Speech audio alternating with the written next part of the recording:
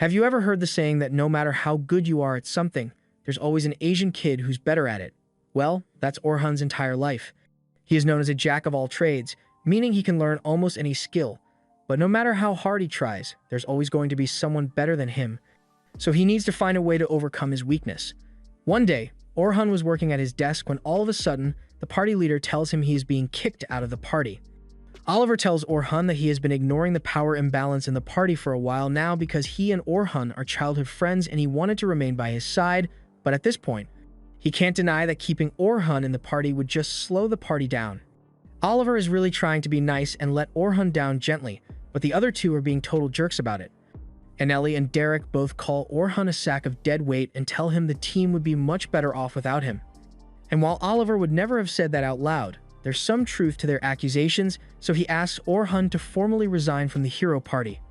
Orhan is heartbroken as he thinks back to how he and Oliver formed this party 8 years ago and quickly rose to S rank together. They were even the first to reach the 94th floor of the Great Southern Dungeon, so he can't understand why Oliver is abandoning him now. Oliver clarifies that he understands how important having an enchanter like Orhan, who is capable of using support magic, has been for the party, but last month, during a joint raid, he observed how a different S-rank party fought with their support mage, and to put it frankly, Orhan's support magic sucks compared to that girl's. And Orhan can't even deny it because he knows it's the truth. His support magic has always been mid, no matter how much he practiced, but he says the only reason his spells are so mediocre is because he was originally meant to be a swordsman, but he had to convert to support magic to balance out the party. However, before he could finish the sentence, Derek cuts him off and reminds him that the only reason Orhan had to switch to being an enchanter is because Oliver is way better at swordsmanship than he is.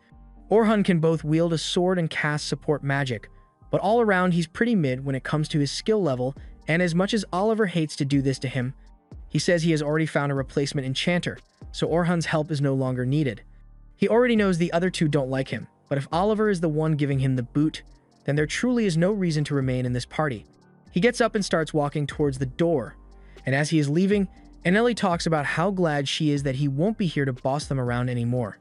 She also tells him that he shouldn't feel too bad about himself because his skills are still good enough for him to make it as an A-rank adventurer, but an inferior fighter like him is not cut out to be part of an S-rank party anymore.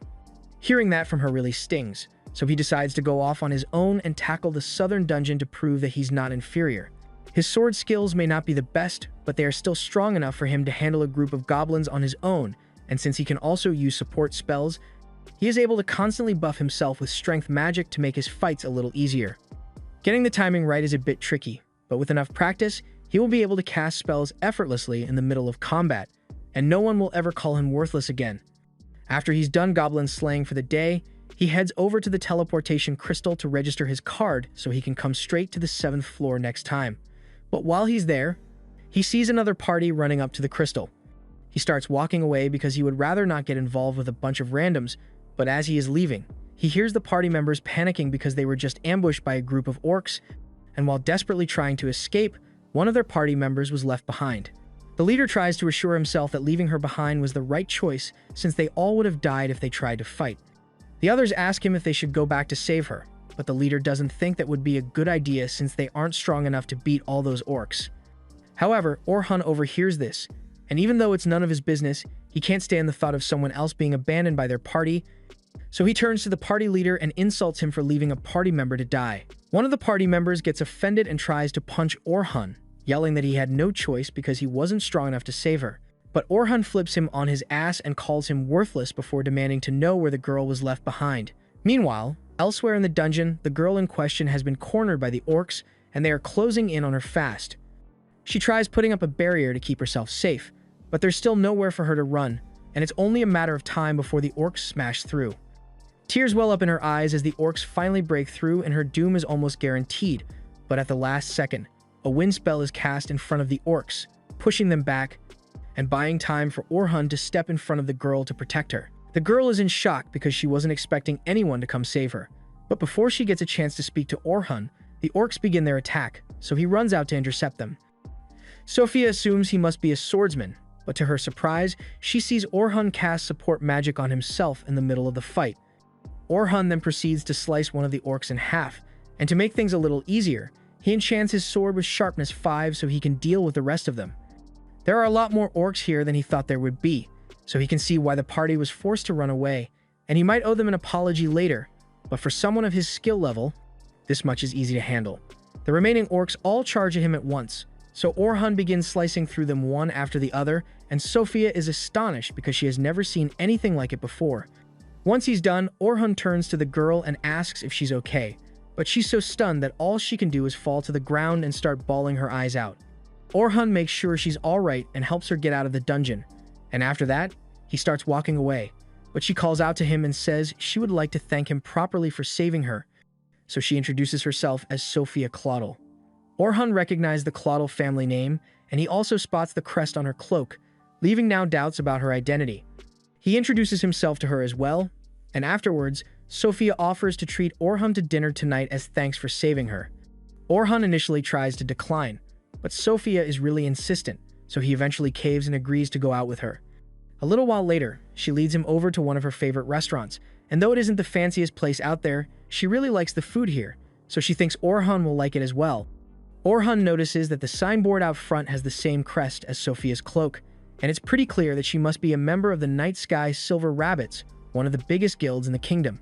The clan is extremely powerful, so he's starting to second-guess getting involved with Sophia since things might get complicated. All of a sudden, Sophia spots her sister sitting over at one of the tables, so she goes over to ask her what she's doing here. Selma explains that she had a meeting nearby, so she decided to come here for dinner, but that aside, she asks Sophia what she's doing here with a man, because she's way too young to have a boyfriend. However, after taking a closer look, she realizes that the man is actually Orhan, and they happen to know each other. Sophia is surprised that Orhan knows her sister, but there's no way he could ever forget her. Selma Claudel is the leader of the most powerful S-rank party in the Silver Rabbits, as well as the most powerful enchanter on the whole continent. She's the reason that support mages are so respected when it comes to party formations, and coincidentally, she's the same enchanter that Orhan's party used as a basis for kicking him out. He knew Sophia was also part of the Silver Rabbit clan, but he didn't expect her to be directly related to Selma. But he doesn't recall ever doing anything to offend Selma, so he doesn't understand why she looks so mad at him. Selma gets in his face and asks him if he thinks it's appropriate to be going on a date with her 14-year-old sister this late at night. Orhan understands why Selma would be concerned, so he assures her that she is misunderstanding the situation and that he has no romantic interest in her sister whatsoever. However, the way he said that makes Selma even more angry because she thinks he's saying Sophia isn't attractive enough for him. Sophia begs Selma to stop making a scene in front of the man who saved her life, and upon learning that Orhan saved Sophia's life, Selma is very apologetic for her rudeness and thanks him for his help. They all sit down together, and this is the first time Orhan and Selma have gotten a chance to talk like this. Orhan explains that they met during last month's raid, and since they were both enchanters, they spent a lot of time together, although Orhan was mostly just assisting Selma. Selma tells him he was a huge help, but that much is to be expected from someone in the hero's party. However, Orhan tells her he isn't actually part of the hero's party anymore. Selma is shocked to hear that because she can't imagine why the party would want to get rid of someone as useful as Orhan, but she's not one to miss a good opportunity, so she asks if he would be interested in accepting a job. Orhan tells her he actually wants to adventure alone for a while, so he can't join her clan, but she says she just needs someone to join a teaching expedition that her clan will be hosting tomorrow, and she assures him that he will be paid well for his efforts. All he needs to do is focus on teaching the new recruits. They plan to spend roughly 3 days down on floor 50, and they already have a group of A-rank adventurers leading the expedition, but she'd feel a lot better if Orhan were there to help. After all, after working alongside him on the joint raid, she can see just how capable Orhan truly is as an enchanter. Orhan is honored to hear that Selma respects his enchanter skills, but he was just kicked out of his party for being a weak enchanter compared to Selma, and he doesn't want to limit himself to support magic again, so he politely declines her offer. Selma is surprised since she didn't think Orhan would turn her down, but he says he has his reasons. Selma doesn't intend to push the issue if he really doesn't want to do it, but Sophia begins pleading with him to reconsider because she would feel a lot safer on the expedition if Orhan were there. Orhan still doesn't want to relive his days as nothing but an enchanter, but seeing Sophia plead with him like that makes him reconsider, so he tells her he will think about it before he makes his decision. Selma is pleased to hear that Orhan is at least going to consider her offer, but to be clear, he informs her that he will only accept if he's allowed to fight with his sword because he doesn't want to be limited to just enchantments anymore. Selma can't believe what she just heard because she has never seen an enchanted switch to swordsmanship, and she honestly doubts that Orhan would be any good as a swordsman, but she figures that if things get really bad, he will probably just go back to using enchantments.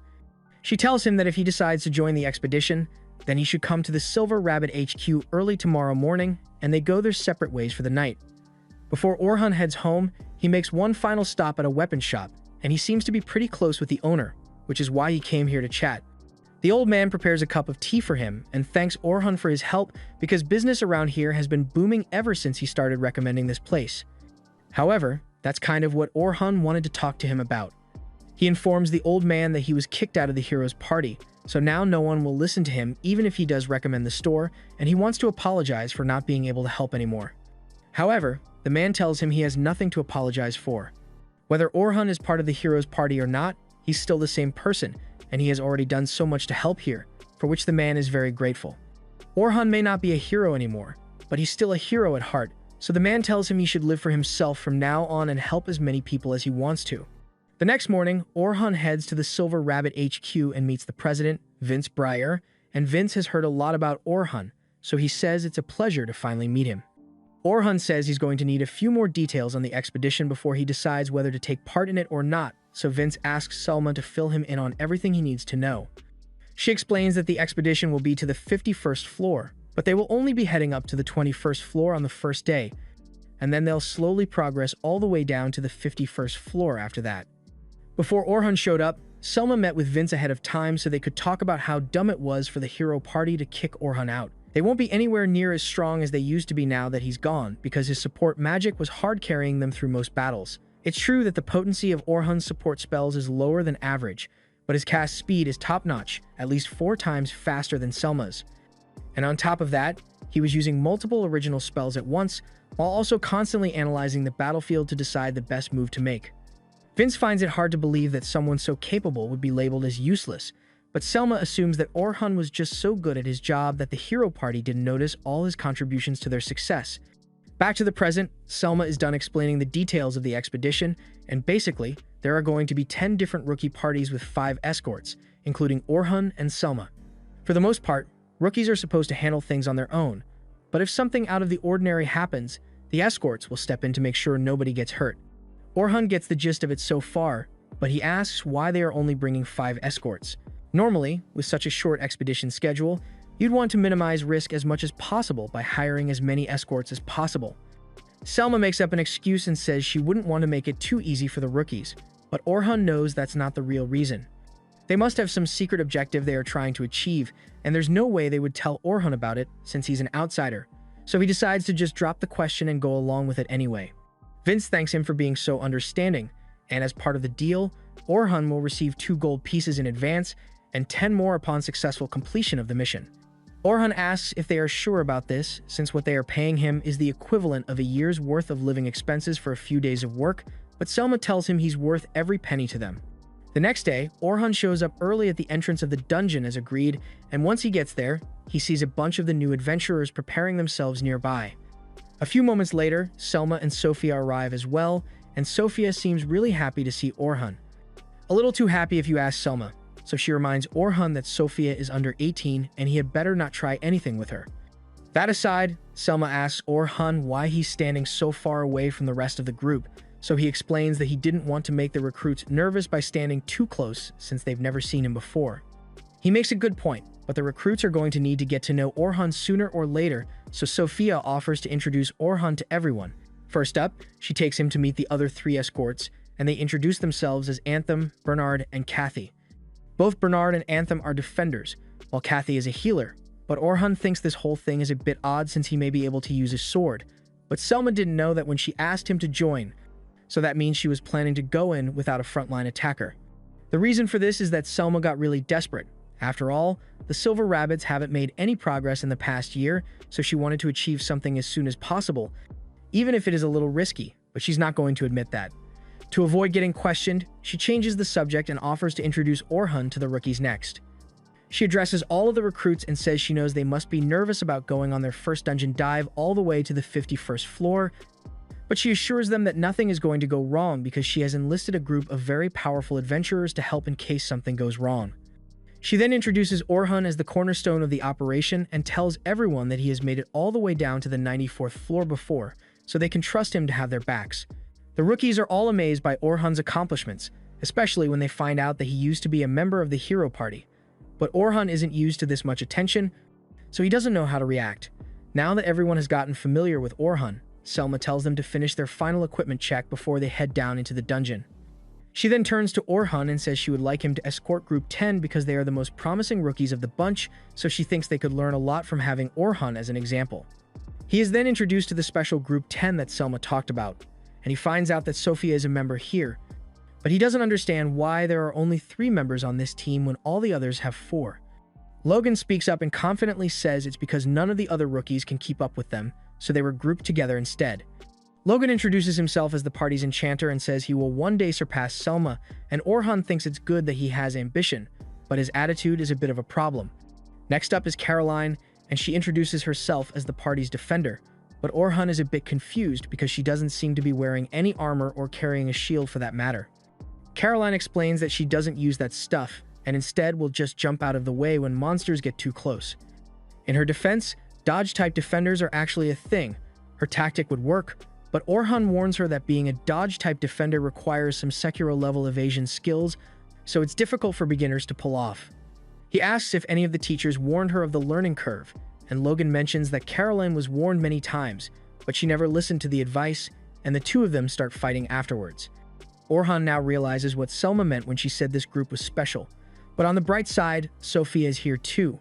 And she's the most normal student he could hope for since she won't be causing him any problems. A little while later, they all head into the dungeon together, and even though they were all causing a ruckus outside, in here, they are behaving really well. They are all glad to have Orhun around. But Caroline wonders why someone from the hero's party is joining their expedition since the Silver Rabbit clan is one of the hero party's rivals. Orhun clarifies that he isn't a member of the hero party anymore, and Caroline is shocked to hear this, so she asks him why. But Orhun doesn't want to admit that he got kicked out, so he tells her to mind her own business. Even so, Caroline continues talking nonstop and mentions how Sophia wouldn't stop bragging about meeting Orhun the other day, and Sophia is a little embarrassed, but she does think that Orhun is amazing, and she's really happy he decided to come after all. A few minutes later, as they are walking through the cave, a group of wolves suddenly appears behind them, and normally, they would have to stop to face them, but Orhun isn't worried because he already left a bunch of traps behind as they entered, so any monsters that try to sneak up on them will instantly be dealt with. This way, they won't have to waste any time on watching their backs, but I'm starting to see why Orhun was labeled as useless because he doesn't tell a single person that he is basically guarding their rear all by himself. As they progress through the dungeon, Orhun gets a chance to observe how the rookie fights, and he's honestly impressed. He initially thought Logan was nothing but a rookie with a big ego, but he actually has decent enchanter skills. If he can maintain his output during longer battles, then he could easily join an A-rank party. However, for someone who's supposed to be the party leader, he's absolutely terrible at giving instructions, though he will probably get better with time. As for Caroline, she has the speed necessary to be a dodge-type defender, but she's a bit too aggressive because the second she sees a monster, she charges right at it. Technically, that's her job as a defender, but it still seems a little too reckless to Orhun. Next is Sophia, and she's not as impressive as the other two, but she's still decently skilled as a caster, and she doesn't have any obvious flaws in her fighting style, so Orhun thinks she has a promising future ahead of her. Thankfully, the rest of the expedition went smoothly, and by the end of day 1, they had successfully made it to the 21st floor of the dungeon. Selma later meets with Orhun and asks him what he thought of Group 10, and he tells her she was right about them having potential, but they don't really work as a team, especially Caroline. But Selma already knows how difficult they can be at times. It's time to head home, so they say goodbye for the day and agree to meet back up tomorrow morning, but the next day, Orhun wakes up to a terrible sight. The hero party has officially gone public about him being kicked out, and that means everyone in the city is aware of it now. He knew this would happen eventually, but he wishes it could have been after he was done with the expedition since all the students looked up to him because they thought he was a member of the hero party, so if they find out that he was banished, their opinion of him will surely be diminished. Either way, he's still going to have to deal with it, so he starts heading to the dungeon entrance for day 2 of the expedition. However, as he is walking down the street, he is suddenly called out to by Luna. She is also a member of the hero party, and she was always really kind to him whenever they talked, but she was away on an outing when Orhun was kicked out. He knows she would have stuck up for him if she were around, so he wonders if things would have gone differently in that case. But there's no use speculating now. Luna asks him to come back to the hero party because they need his strength, and Orhan is surprised to hear that, so he asks her if the others share her opinion, but she says she hasn't told the others yet. She just came to find him because she knows how important Orhan was to their team. She's serious about wanting to bring him back, but Orhan has already made his decision. He doesn't want to return to the hero party, and even if he did, with the news already in the public eye, it wouldn't make sense for him to return now. Luna hasn't read today's paper yet, so she doesn't know what it says about him, but she reminds him that they promised to conquer the Great Labyrinth together. Mentioning that brings up a lot of painful memories for Orhan, so he pulls his hand away and says that he, Luna, and Oliver made that promise a long time ago, yet Oliver was the one who kicked him out, so it's never going to happen now.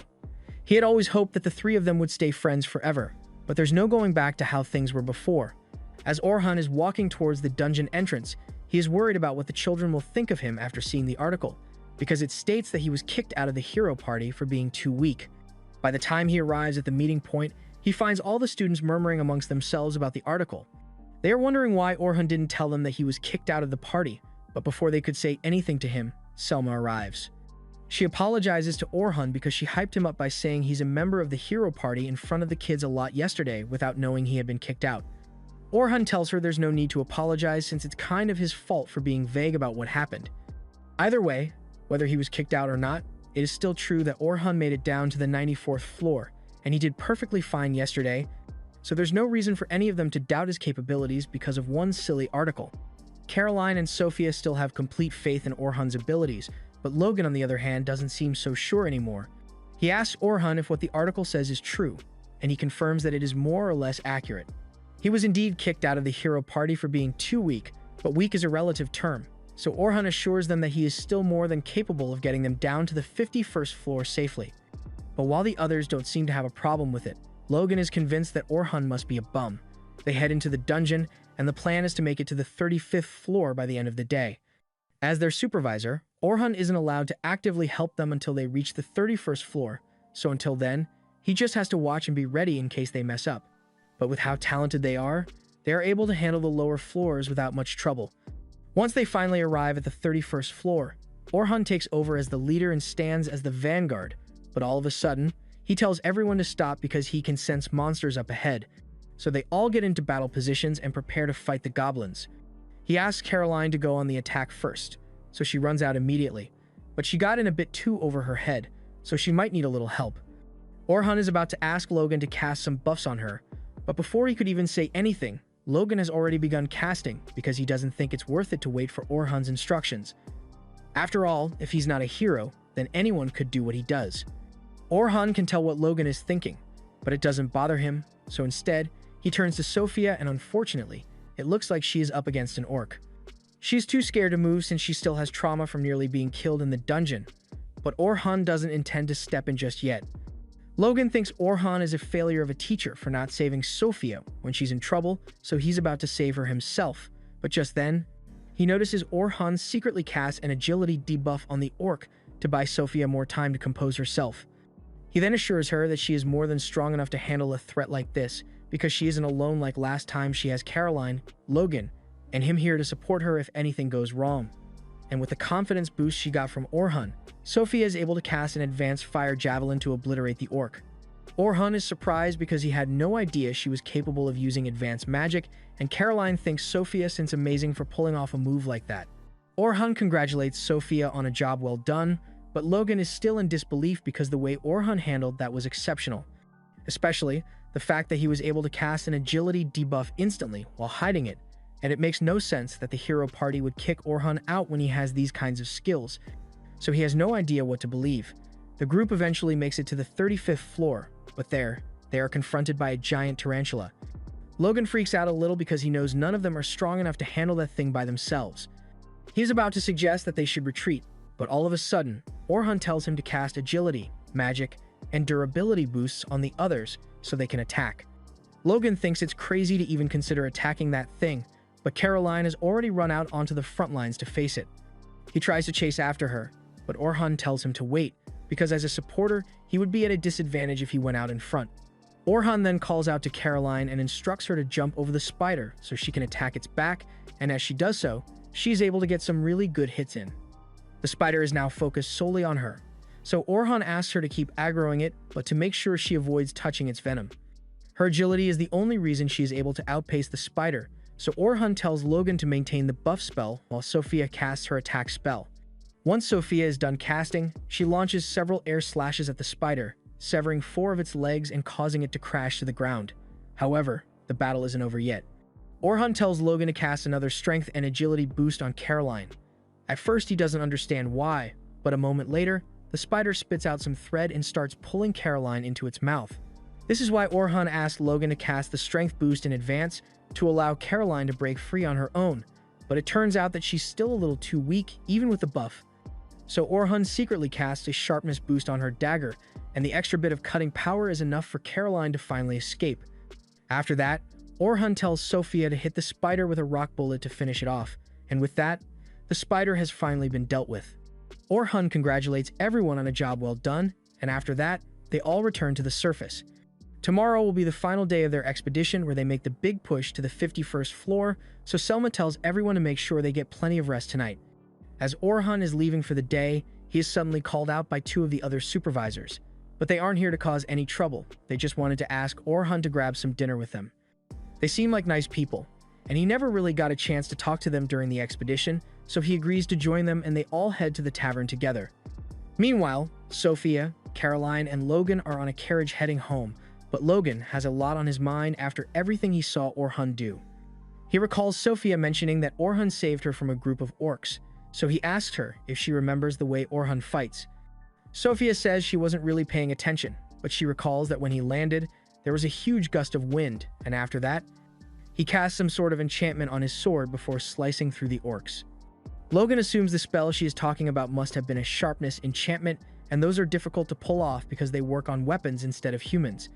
On top of that, he finds it weird that Orhan was using a sword to attack when he is so skilled with magic.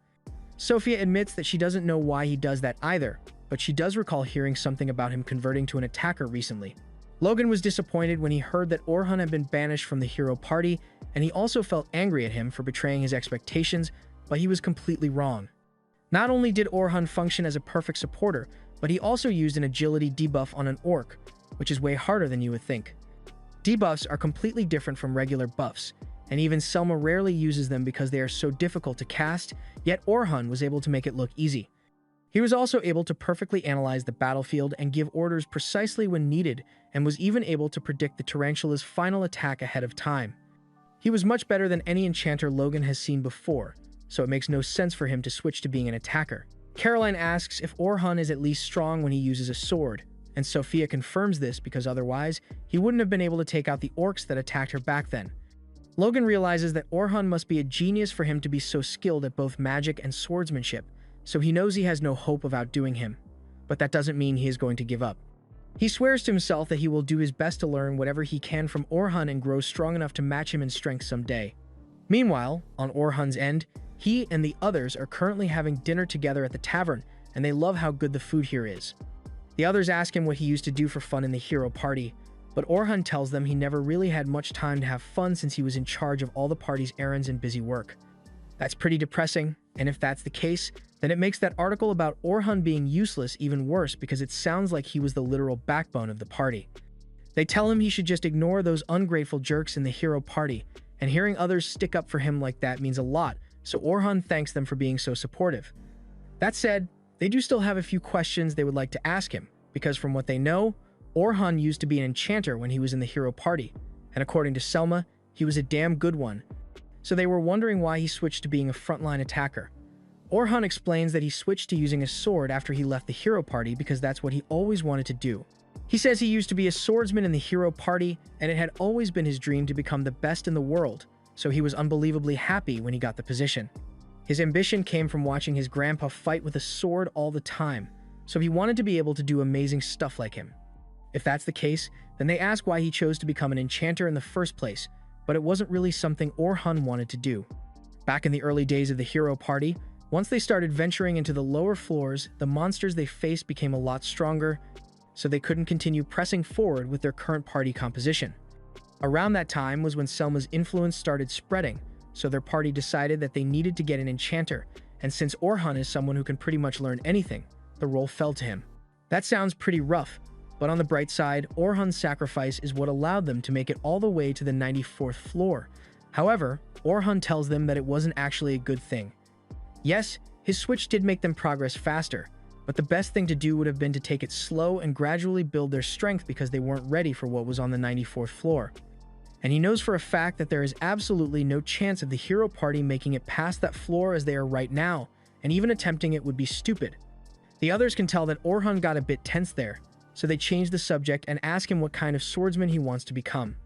Orhan tells them he aspires to be a jack of all trades, swordsman, someone who can make it through even lower floors all on his own. The others are amazed since they have never heard of a dream like that, but if it's Orhan, they are sure he could pull it off. The next day, we see the hero party heading right into the dungeon, and remember how Orhan said it would be stupid of them to try to get past the 94th floor as they are now. Yeah, it looks like they are about to do something stupid. The next morning, Orhan returns to the dungeon entrance for the final stretch of the expedition, and he is immediately greeted by the kids. Caroline decides to give Sophia a chance to talk to Orhan, so she mentions that it would be really nice if they got a reward after completing the expedition. She then nudges Sophia to remind her about how she wanted to ask Orhan to officially join their guild, but just as she's about to say it, Selma suddenly calls Orhan over, so he is forced to step away for now. As Orhan is walking over to Selma, he hears a bunch of the students talking about how the hero party is attempting to make it to the deepest part of the dungeon today. They are apparently starting on floor 92, and when Orhan hears this, he pauses for a moment because he can't believe they would do something so risky, especially when they just replaced him with a new member a few days ago and haven't had time to practice yet. He starts stressing out about how badly it is going to go, but then he remembers, wait a minute, this isn't my problem anymore. Meanwhile, the hero party have just arrived on the 92nd floor of the southern dungeon with their new recruit, Philly Carpenter. For some reason, they didn't bother testing their teamwork before this, but in their defense, Philly's application was stacked. 2 days ago, Philly was introduced to everyone, and she has apparently gone all the way down to the 100th floor of the western dungeon before, so naturally they assume that it should be easy for her to help them do the same in the southern dungeon. And Ellie and Derek are sure that Philly's support spells will be better than anything Orhan could possibly do, and they quickly start spiraling into how much they hated him.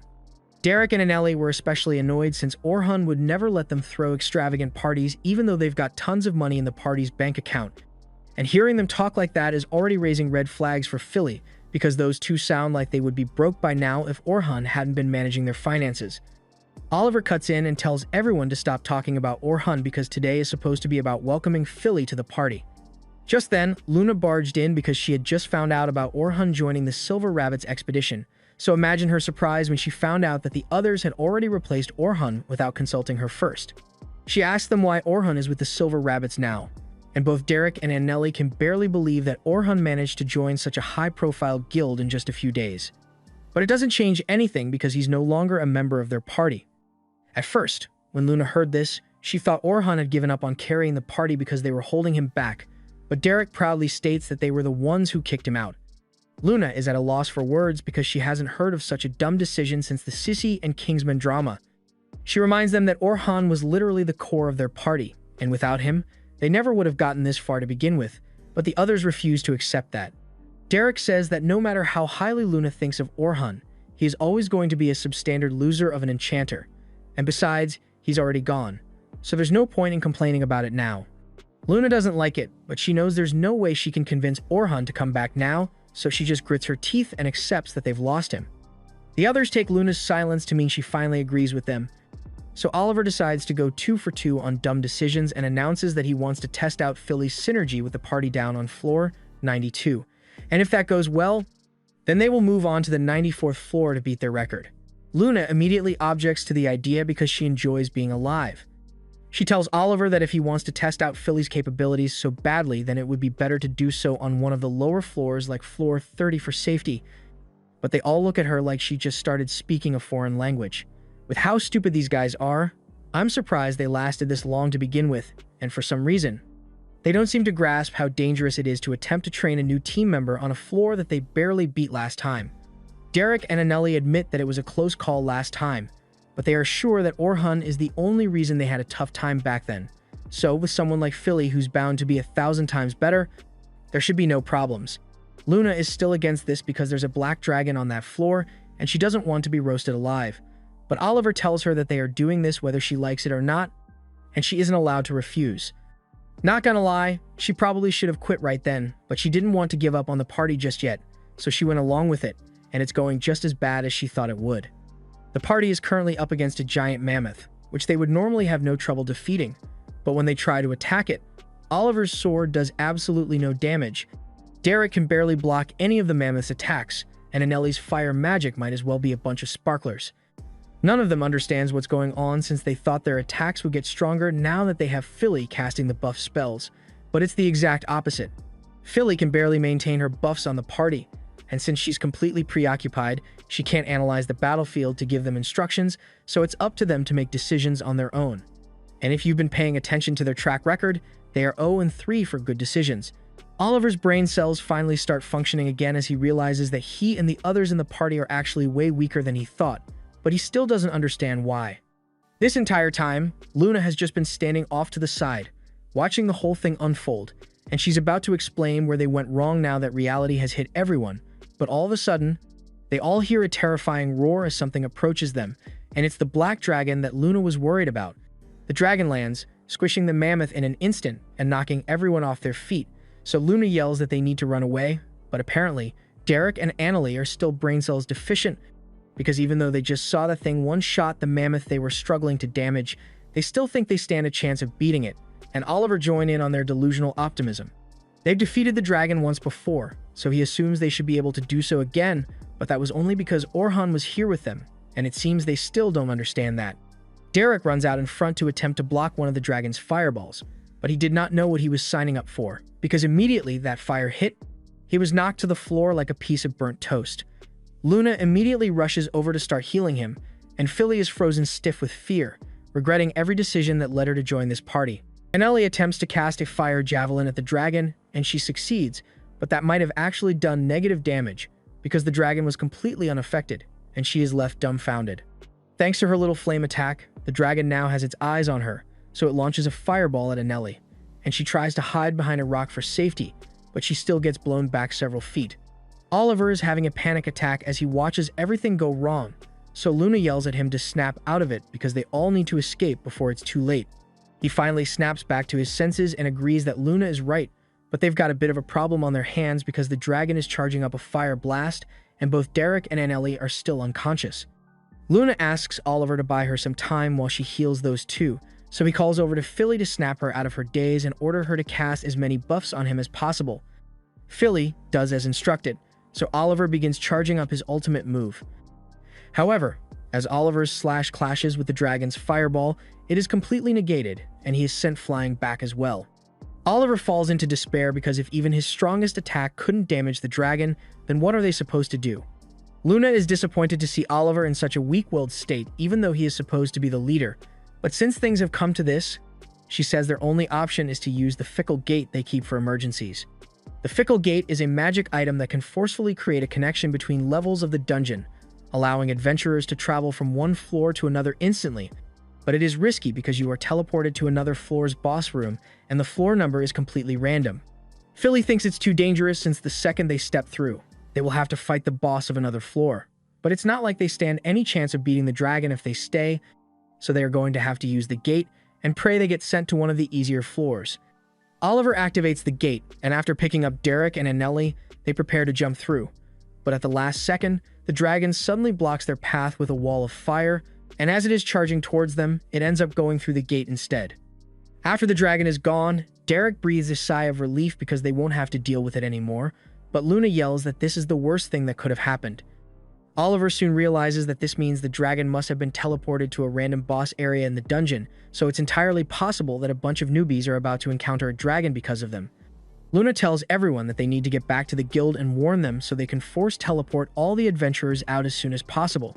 All guild cards come with a feature that allows them to forcibly transport registered members out of the dungeon in cases of emergency, so it's their best bet to make sure no one is hurt. Oliver is a little worried because they are bound to receive a ton of penalties from the guild for this mess, but making sure no one gets hurt is more important to him, so he prepares to head back to the guild right away. However, Luna reminds him that Anneli and Derek are still too weak to walk, so he is going to have to wait for her to finish healing then before they can leave. As Luna heals the two of them, she reminds Oliver that they are going to have to fight the dragon after they request the forced teleport, and when that happens, she needs him to swap Philly out with Orhun. Oliver wasn't expecting to hear that from her, and in truth, Luna hates the idea of making Orhun fix their mess after everything this party has put him through, but they've got no choice. She was interrupted before she could explain this earlier, but the reason everyone seems so weak now is because Orhun isn't here. She tells them that individually, none of them have gotten any weaker, but Oliver doesn't believe her because his divine slash couldn't even scratch the dragon. However, Luna explains that it was because of Oliver's own carelessness. The strength of a support spell depends on the caster, while the duration depends on the magic resistance of the recipient, and Oliver happens to have really high magic resistance, so Philly's spells only last around 1 minute for him before she needs to recast them. This was never a problem for Orhun since he was able to keep track of spell timings well. Oliver argues that Philly should be able to do the same since she has more talent as an enchanter than Orhun did, and Luna agrees that Orhun's innate talent as an enchanter was subpar. But that's exactly why he came up with several original spells to make up for his weaknesses.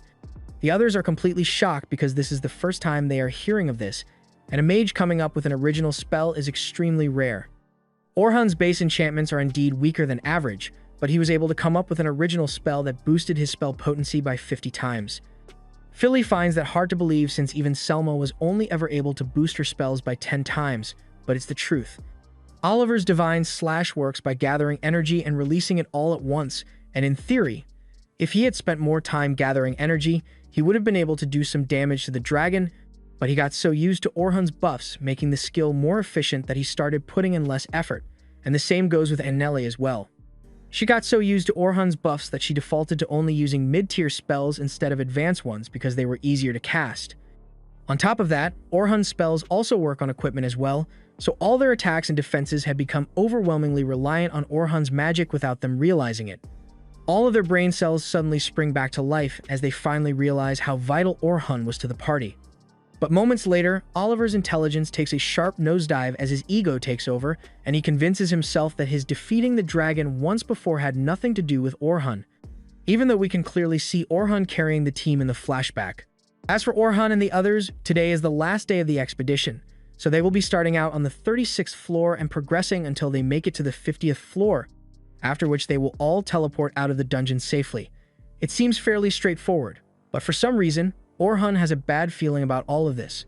It's true that they are going to be facing monsters that the new recruits can't handle on their own, but with all the supervisors, including him, actively participating, it should be doable.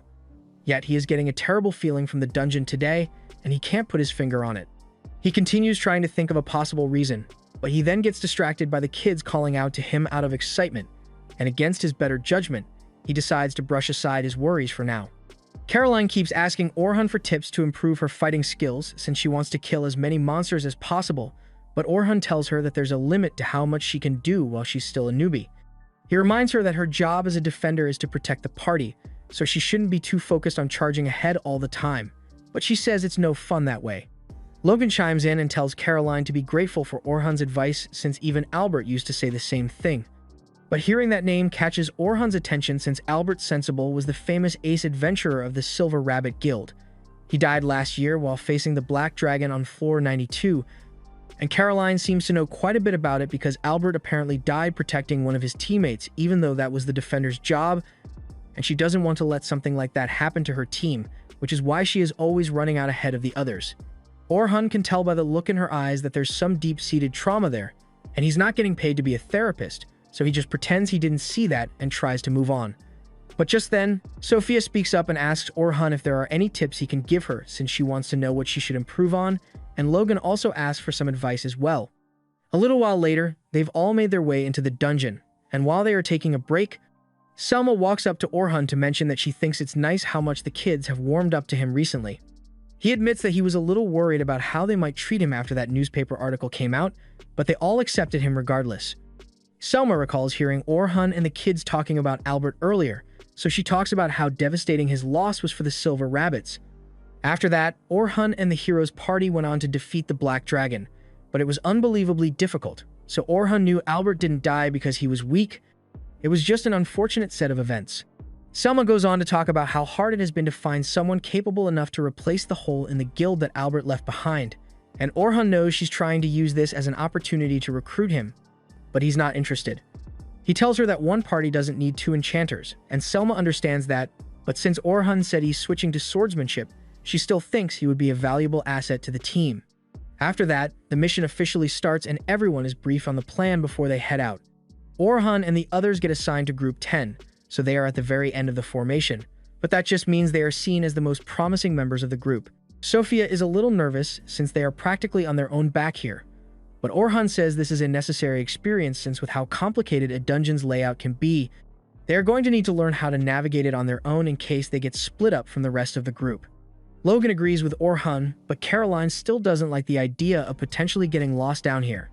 Orhan says that's why it's important to spend time gathering information for the dungeon dive in advance, especially with maps of the dungeon layout so you don't get caught off guard by any surprises.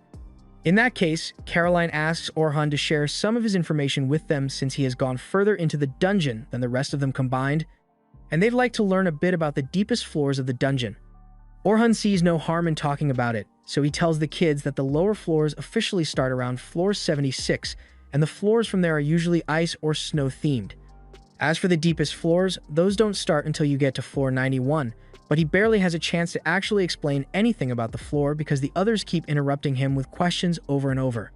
Meanwhile, back on the surface, Luna arrives at the Adventurers Guild with the rest of the hero party, and she immediately asks to meet with the guild master because she has something important to tell him.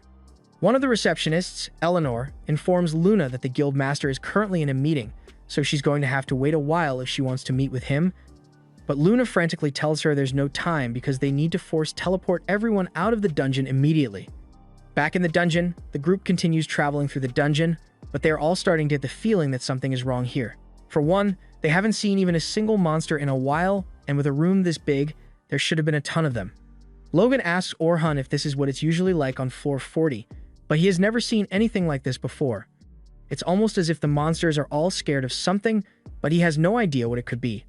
Caroline is starting to get frustrated since she really wants to fight something, and as luck would have it, there happens to be a lone goblin nearby, so she immediately charges at it.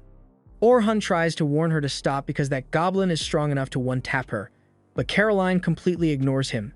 So Orhan is forced to save her and debuffs the goblin in order to buy her enough time to take it out.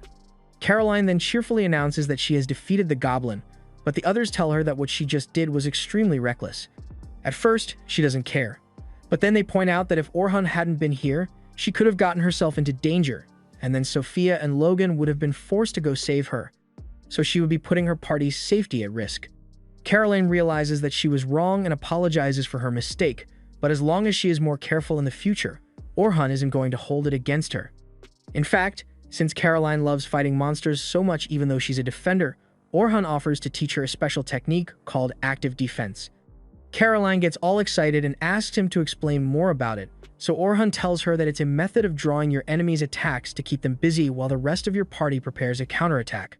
Every living thing has to physically prepare before launching an attack, but if you can interrupt that preparation, then you can effectively stun-lock your enemy for a short time. But to do this, you need to be able to study your opponent's attack patterns and strike just before they unleash their Ada. Caroline thinks that sounds like a really cool way to defeat monsters, but Orhan reminds her that the goal isn't to defeat the monsters. Her goal should be to simply stall them from attacking until her teammates are ready, and Caroline says she understands. Meanwhile, up on the surface, the guild master is meeting with the hero party, but he has no idea what was so important that they had to call him out so suddenly. Luna speaks up and tells him that they need to force teleport everyone out of the dungeon right now, but the guild master is hesitant to comply since teleportation on that scale costs an enormous amount of mana, so they can't do it unless it's a serious emergency. But the situation can't get much more serious than it already is. Luna explains that the Black Dragon managed to travel through her fickle gate and is currently on a random floor in the dungeon. If nothing is done, someone will end up running into it sooner or later, so they need to act quickly. However, according to the rules, the guild master still needs to hold a discussion before activating the forced teleport. Meanwhile, back in the dungeon, Logan asks Orhan to teach him how to use debuff spells, but Orhan doesn't think that would be a good idea considering how difficult it is to master. The effectiveness of a debuff spell is largely dependent on the magic resistance of the target, so for Logan to use it effectively, He would both need to master the nuance of the spell and learn the individual magic resistance for every single monster in the dungeon. On top of that, debuff magic isn't particularly effective against monsters in the deeper floors, so it's not practical to learn as a main skill. However, Orhun does know of a trick that could be useful to him. He points to a pair of wolves that are charging this way, but instead of doing anything to attack those wolves, Orhun just waits, and after a few seconds, they trigger one of the traps he had laid beforehand. The others are amazed since they've never seen anything like it before. So Orhun explains that it's a simple trick that comes in handy to prevent enemies from sneaking up on the party as they progress through the dungeon, and Logan would do well to learn the technique since it's an enchanter's job to maintain the battlefield advantage for his party. Orhun then turns to Sophia and tells her that if she wants to grow stronger, then she should learn to use parallel casting. She is already able to use special grade spells, but those kinds of spells take time to activate, so she learned how to parallel cast.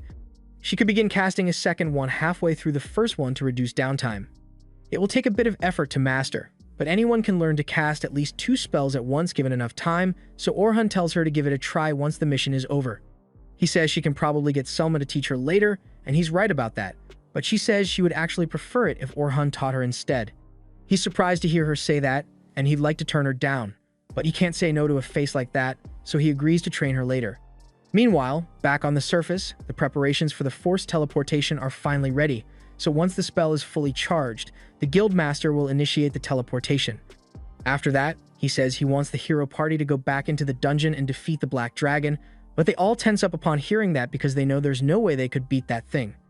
Anneli tries to make up an excuse about them, needing time to recover from their previous battle, but Luna cuts her off and tells the Guildmaster that they will head back into the dungeon to kill the dragon as soon as possible. However, there is one request. Down in the dungeon, the group eventually makes it to the floor boss room, and since this one is a little too advanced for the recruits, the supervisors are going to handle it on their own. Orhun heads to the front lines with the rest of the supervisors, and as soon as the battle begins, he rushes forward to distract the troll while everyone else prepares an attack. Orhun masterfully controls the movement on the battlefield, and thanks to him, they manage to take the troll out within a few minutes, so everything is going really well. However, on the hero party's end, the situation is really bad. They are on their way back to the dungeon with Luna taking the lead, but the others are confused as to why she asked the Guildmaster to teleport the people on floors 40 to 50 out first. Luna explains that it's because Orhun is likely on one of those floors, and they are going to need his help if they plan on beating the dragon. On Orhun's end, he and the others have finally made it to the boss room of the 50th floor, and they've just taken out the crab monster here, so the mission is officially over. However, just when Orhun thought he could finally relax, the space above everyone begins to crack and the black dragon suddenly appears, leaving everyone terrified. Selma and the other supervisors are all left speechless because they know how dangerous that dragon is, and even Orhun has no idea how to handle this because there's no way they can defeat this thing as they are now. The only real option they have is to try and get past the dragon or make it to the teleportation crystal, but that's a lot easier said than done, especially when everyone else is too terrified to even move. Monsters usually target large crowds of people, so they will likely be the dragon's first victims, and Orhun knows that means he can survive if he runs away on his own, but there's no way he would ever leave those kids behind, so he decides to take his chances and fight the black dragon to the death. He yells at the other supervisor and orders them to do everything in their power to keep the kids alive, so they snap out of the fearful daze and get into a defensive position while Orhun charges at the dragon. Just as Orhun predicted, the dragon aims its fireball straight at the group, and even though they've already got a barrier up, they all know there's no way the barrier can tank a blast of dragon's breath like that. However, at the moment of impact, Orhun managed to cast a split-second buff to strengthen the barrier enough for everyone to survive. It was so quick that hardly anyone besides Selma could tell that Orhun's support magic had been used, but he's got much bigger problems to deal with right now. He is currently trying to find an opening to attack the dragon, so he throws a dagger at the dragon's eye, and while the dragon managed to close its eyes on time to protect itself. That's exactly what Orhun expected to happen. With the dragon's eyes closed, he jumps into the air and aims for its neck with a strike so powerful that it causes a small explosion. The others are amazed that Orhun could unleash such power with a single strike, but even an attack like that still wasn't enough to defeat the dragon. In fact, it looks like the dragon was completely unharmed, which has everyone really worried, but Orhun assures them there's no need to worry because he has a plan. He puts on a special necklace and charges back in to attack the dragon, and as the dragon shoots a fireball at him, Orhun redirects it with a reflective wall spell. Logan is amazed by what he just saw because he has never heard of a spell that redirects attacks back towards the enemies, and that's because this is one of Orhan's original spells. Orhan had hoped that the dragon's fire would be strong enough to wound it, but it's still perfectly fine, so he is going to have to take some drastic measures. He casts a status boost spell on himself, a spell which doubles the stats of all skills of his core attributes. But Selma is still concerned because even if Orhan is strong, merely doubling his stats won't be enough to compete with the dragon's power. However, Orhan never intended to stop at just doubling his power, so he proceeds to cast status boost on himself 4 more times, raising his power to 32 times the original. Selma is left in utter disbelief because normally, if you try to cast the same spell multiple times, it just resets the duration of the spell without stacking its effects, so she has no idea how Orhan managed to pull off such an unbelievable feat, but something tells her this isn't the only trick Orhan has up his sleeve. With the 32 times boost, Orhan can now move so fast that the others can't even keep track of him, but he can't keep this up for long, since casting the equivalent of 30 spells at once takes a huge toll on his body. He wants to end the battle as soon as possible, so he jumps straight at the dragon again, but while he's midair, the dragon begins swinging its tail to knock Orhan out of the sky. However, Orhan is able to create a floating platform under his feet to avoid the tail swipe. The platform Orhan just created wasn't the result of a spell, it was the work of Orhan's special ability, a power that some humans happen to possess. In Orhan's case, his ability is magical convergence, which allows him to gather magic in a single point and materialize it. He is also able to use raw magic to propel himself through the air, so his ability is extremely versatile in combat, but that doesn't mean it's exclusive to Orhan. Oliver also happens to have the same ability, but instead of using it for mobility, he uses it to strengthen his attacks. Orhan casts a series of buffs on his sword as he goes in for another strike, and this time, he actually manages to do a decent amount of damage to the dragon. But the strain from maintaining all his buffs is starting to catch up to him. Selma can see that Orhan is struggling out there, but the other supervisors aren't strong enough to keep up with the dragon, and even if she joined the fight without them, she doesn't think she would be of much help to Orhan. This is the first time Selma has felt genuine terror in a long time, so her body won't stop shaking no matter how hard she tries, but she's still going to do her best to make sure the students are kept safe so Orhan can focus on his battle. Years ago, back when Orhan was still a kid, he would spend all day playing with Luna and Oliver in the village, and they all lived in harmony. But that all changed when the Fire Nation attacked. Orhan and Oliver had been outside the village training one day, and by the time they returned, they found that the entire village had been burnt to the ground by bandits, and everyone they knew had been slaughtered in the streets. The two of them were completely heartbroken and hated themselves for not being able to protect any of the people they cared about, but there was nothing they could do at that point. They spent the rest of the day burying the bodies of all their friends and family who had been killed in the attack, and from that day forward, Orhan and Oliver both swore to each other that they would become strong enough to make sure a tragedy like this never happens again. That is a promise that Orhan has worked his entire life to fulfill, and there's no way he's going to let a single dragon stand in the way of him protecting his friends. The purple mist surrounding the dragon right now is an indication that it's about to unleash its most powerful attack, so Selma wonders what Orhan plans to do here. He figures out that the purple mist probably works the same as magical convergence, meaning the dragon is currently gathering energy for its attack. The dragon uses that energy to form weapons in all different directions, but the last time Orhan fought one of these things, it was using way more weapons than this, so the dragon must still be underestimating him. He intends to take advantage of that, so as the dragon begins firing at Orhan, he dashes from left to right to avoid getting hit and then uses a fireball to distract the dragon while he gets close enough to strike again. But unfortunately, with the extra energy the dragon has accumulated, its scales have become too tough for Orhan to cut through. To make matters worse, Orhan barely has any breathing room since the dragon is constantly bombarding him with mana attacks, so he puts up a rock wall to protect himself. But that didn't work out as well as he had hoped because the dragon was able to bank one of the spears around his wall, leaving Orhan completely vulnerable. Fortunately, Orhan had precast a reflective wall spell in case of situations like this, but he genuinely could have died just now.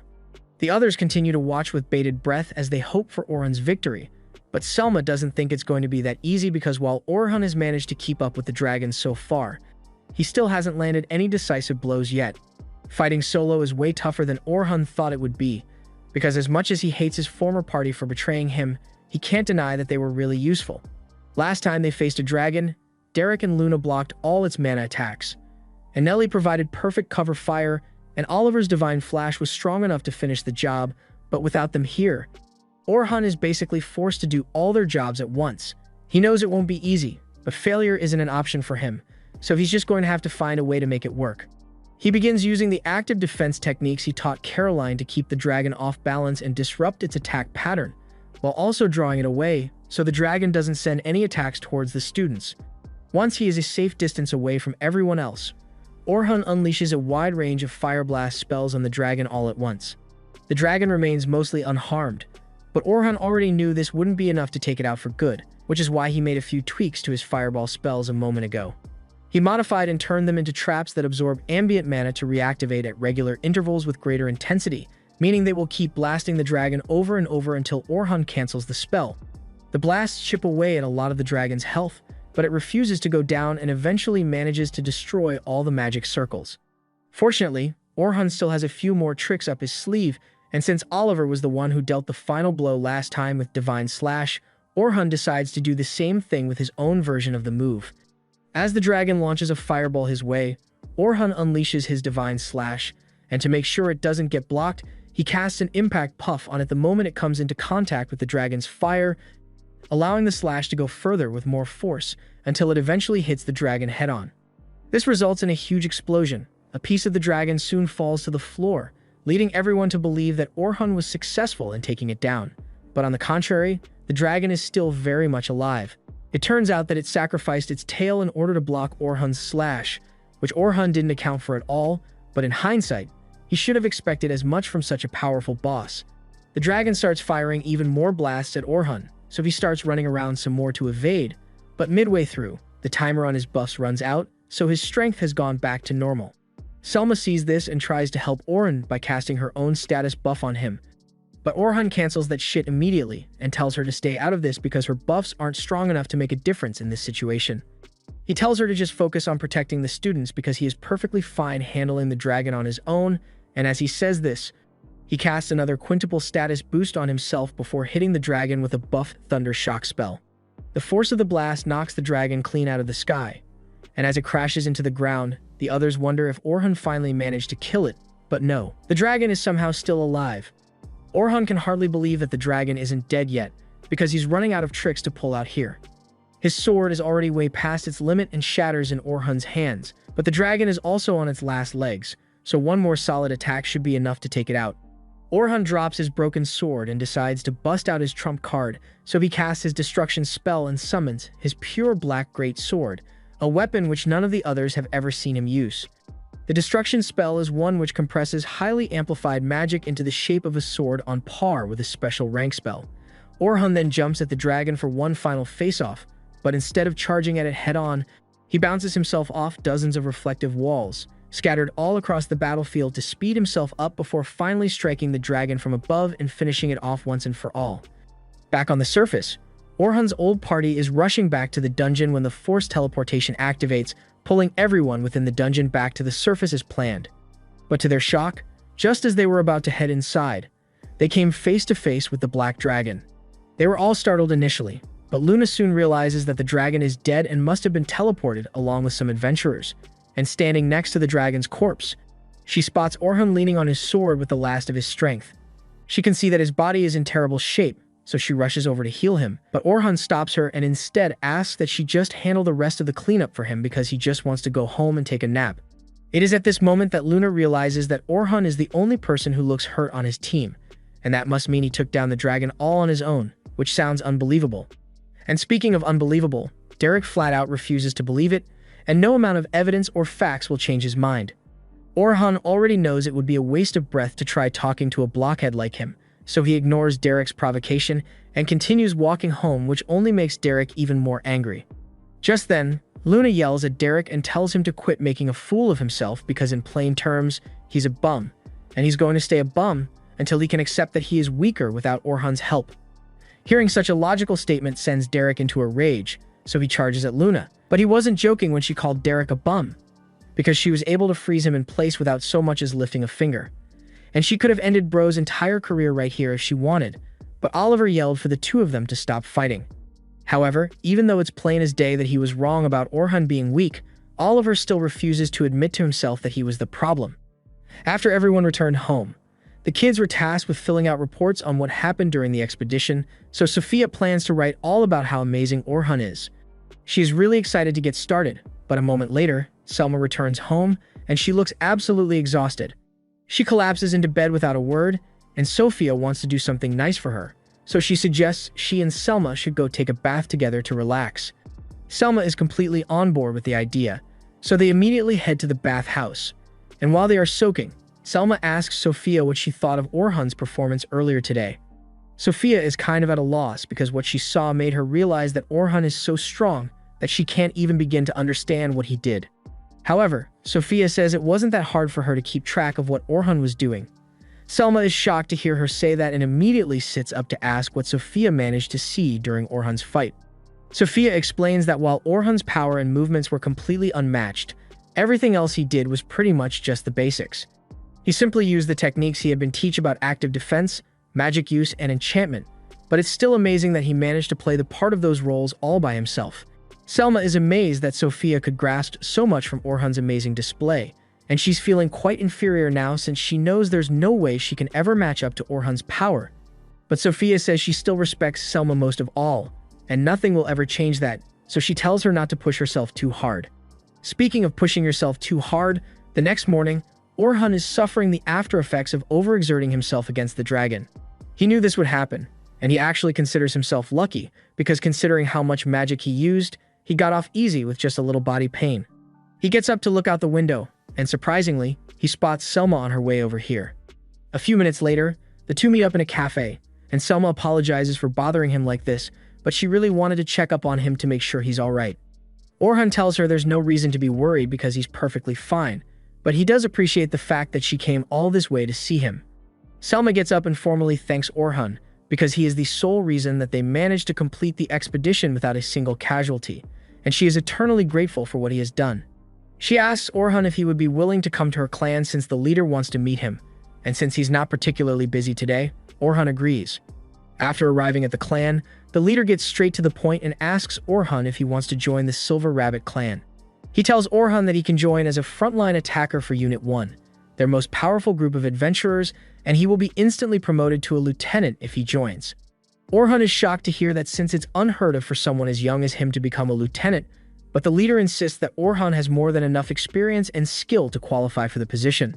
Orhun is flattered by the offer, and pretty much any other person would have jumped at the opportunity, but he doesn't want to give an answer right away, so he asks them to give him some time to think it over. The clan leader understands and tells Orhun he can take as much time as he needs, but as Orhun is leaving, he is informed that the leader of the Adventurers Guild wants to see him as well, so he decides to head there next. On the way over, Orhun thinks about the offer from the Silver Rabbits, and it truly is a good deal, but he can't help but worry that things might end up the same way as they did with his old team, and that's the last thing he would want to happen. He doesn't even want to think about those jerks after all they've put him through, but unfortunately, when he arrives for the meeting with the guild master, he finds out that his old party members are present as well. Anyway, the meeting begins, and the guild master mentions that all reports say Orhun killed the Black Dragon, so he asks Orhun if this is true, and he confirms it, but a second later, Derek and Anelli scoff and tell Orhun he should be thanking them because he just got lucky enough to land the final hit after they weakened the dragon, and I'm honestly impressed, because this level of delusion is on par with that of the Gojo resurrection stands. Orhun rightfully tells Derek to shut his mouth because he's too stupid to form a valid opinion, and Derek is about to throw a fit, but the guild master tells him to sit his ass down before he gets suspended. Orhun then addresses Oliver and asks him why on earth he thought it was a good idea to take his new enchanter down to the 92nd floor of the dungeon on her first day. He asks if he really thought it would be easy, simply because he had been to the floor before, and Orhun hit the nail right on the head there, but Oliver is too proud to admit it. Orhun begins laying into him for his stupid decision, because he remembers specifically warning Oliver not to go there because he wasn't strong enough to handle it yet. Orhun recalls that, but he thought that if they got an enchanter with magic that's even more effective than Orhun's, then it would be easy to make it through the deeper floors. At this point, Orhun isn't even mad about the whole getting fired thing, but he is mad about the fact that Oliver doesn't seem to grasp how important an enchanter's job really is. Oliver retorts and yells that he completely understands the worth of an enchanter, which is why he got a new one, but from the way he's talking about it, it's clear to Orhun that he doesn't understand a single thing about what enchanters really do. Orhan starts listing off the individual magic resistance and buff durations for each member of the team, and he explains that an enchanter would need to keep track of all the numbers while giving the party orders and following their opponent's movements as well. And he wants to know if Oliver thinks he could pull that off if he tried. Meanwhile, back at the Silver Rabbit clan, Logan, Sophia, and Caroline are all walking through the halls and talking about what Orhan might do in the future. None of them have heard much from Orhan since yesterday, but they think it would be really cool if he were to join the Silver Rabbits since they would be able to spend more time with him. So they decide to go ask him to join. Meanwhile, out in the garden, Selma is sitting by herself thinking about Orhan as well, and she would love it if Orhan joined the clan, but she doubts Orhan would want to be comrades with someone like her. After all, with the power gap between them, there's nothing she could possibly do to support Orhan, and teaming up with her would only slow him down. A few moments later, the kids come running up to Selma and ask her if she knows where Orhan lives. Selma asks them why they want Orhan's address, so they explain that they plan to ask Orhan to join the clan, but Selma doesn't think that's a good idea. She wants Orhan to join as well, but she tells the kids they would only be holding Orhan back if they convinced him to join. However, the kids were already fully aware of this, and they know it's a selfish choice to intentionally hold Orhan back, but there's so much they could learn from him, and they want to grow up to be strong enough to genuinely stand by Orhan's side as equals. Hearing this makes Selma realize that there's a lot she could learn from Orhan as well, and even if she's not a good match for him right now, she can always work on growing stronger to close the gap between the two of them. For this reason, she agrees to let the kids try to convince Orhan, but she's not going to dox him for no reason, so instead of telling them his address, she informs them that Orhan recently had a meeting at the guild, so if they hurry, they might be able to find him before he leaves. Meanwhile, Orhan had just left the guild, and since he has given his statement, his former party is going to be hit with a penalty for the trouble they caused. He prepares to head home for the day, but all of a sudden, he spots the kids running his way, and for some reason, he gets the feeling talking to them will be troublesome, so he ducks into an alleyway and starts running. Unfortunately, his injuries from yesterday make it tough for him to outrun them, so instead, Orhan creates a few mana platforms and hops onto one of the roofs to get away from them. He watches the kids run by from above and he breathes a sigh of relief as they pass, but he still needs to lay low, so he ends up running into his Gram's store. The old man is confused by the fact that Orhan is trying to hide from a bunch of kids, so he asks what's going on, and Orhan explains that he's worried they are going to ask him to join the Silver Rabbit because he already decided to reject the offer, and he doesn't want to hurt their feelings by telling them no. The old man can tell that Orhan must care about those kids a lot to want to spare them the disappointment, but they seem to look up to him quite a bit. So the man tells him that he doesn't necessarily need to go through life alone because of what happened, and hearing that gives Orhan a lot to think about. Later that night, Orhan heads to a hilltop to think things through, but to his surprise, Sophia shows up soon after him. She is surprised to see him here since she just happened to be passing through, but since he's here, she uses the opportunity to thank Orhan properly for saving them. She then asks Orhan to join the Silver Rabbits, but before giving her an answer, Orhan asks what Sophia thinks of the Silver Rabbits. She says the Silver Rabbits have taught her so much and given her so many happy memories, but most of all, she says it's the place she belongs, and that statement strikes a chord with Orhan. So he has finally made his decision. The next morning, Orhan meets with the clan leader and informs him that he would like to accept his offer and join the Silver Rabbits.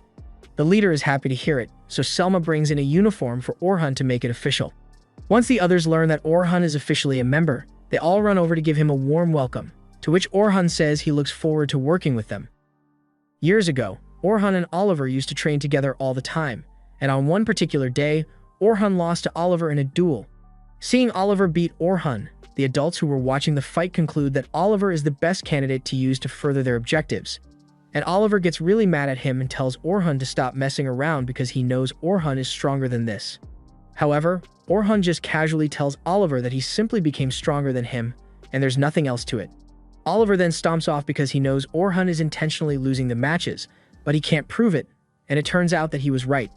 Orhan really was throwing the fight, and he could have absolutely demolished Oliver if he tried to. A few minutes later, a girl named Sion walks up to Orhan and tells him he is terrible at fake losing. She tells him she knows he is only pretending to be weak, but Orhan tells her that he really can't push himself any further. Not because his body is incapable, but because he would have to carry the burden of the expectations of all the adults if they found out how strong he is. However, in hiding his ability, he has inadvertently shifted that burden onto Oliver, and he feels guilty for that, so he has decided to devote himself to helping him with everything he has. However, All of a sudden, Cyan yells at Orhan and tells him he shouldn't have to take on such a burden by himself. She explains that she has powers similar to Orhan's, so no matter what it takes, she will make sure she's strong enough to stand by Orhan's side so they can achieve their goal. You may be wondering what the goal in question is, but Orhan's memory of Cyan is fragmented, almost like part of it is missing altogether.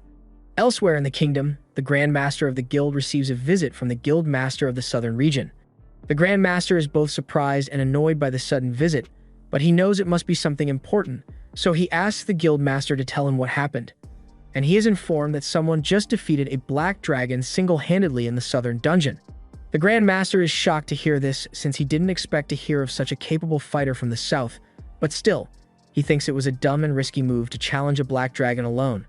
The Guildmaster clarifies that the person in question didn't intend to fight the black dragon.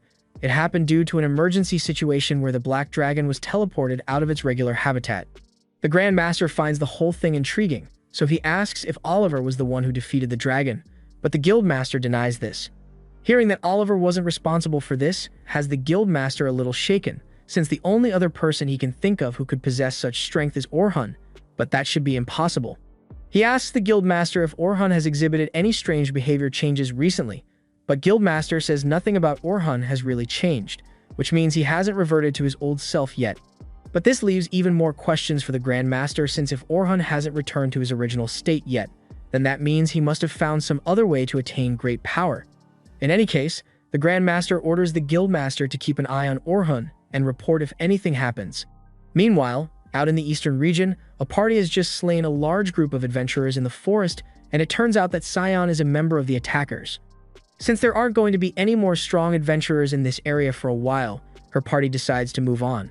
But just then, Cyan senses someone nearby, so she tells them to show themselves immediately.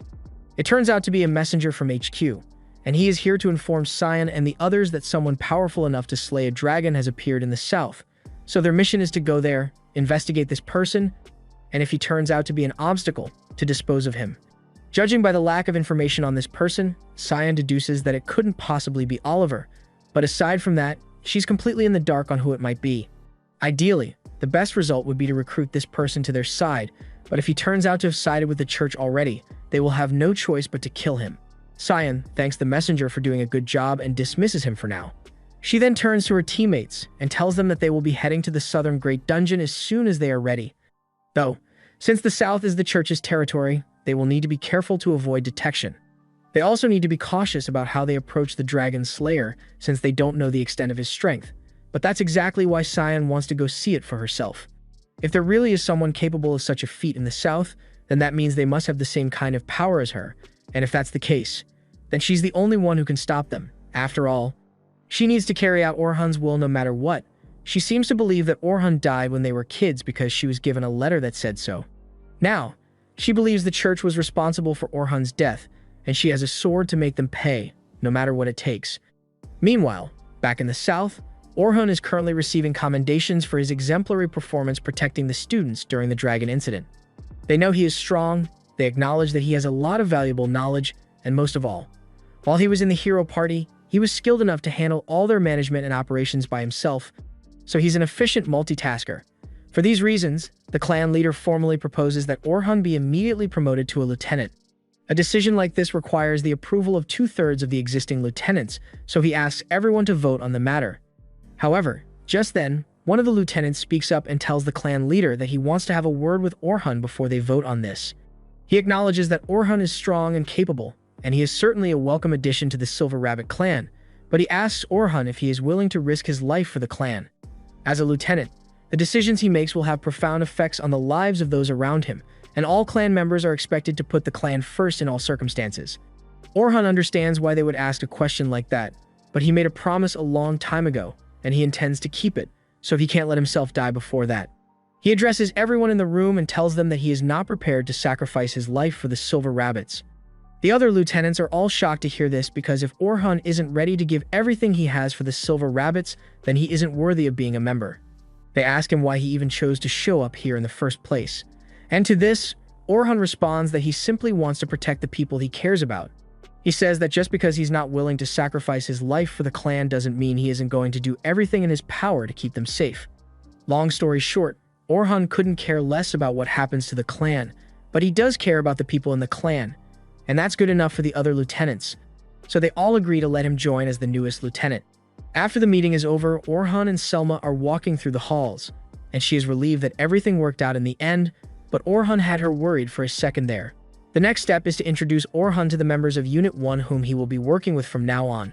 But before that could happen, a woman named Estella calls out to Orhan and says she needs to have a word with him.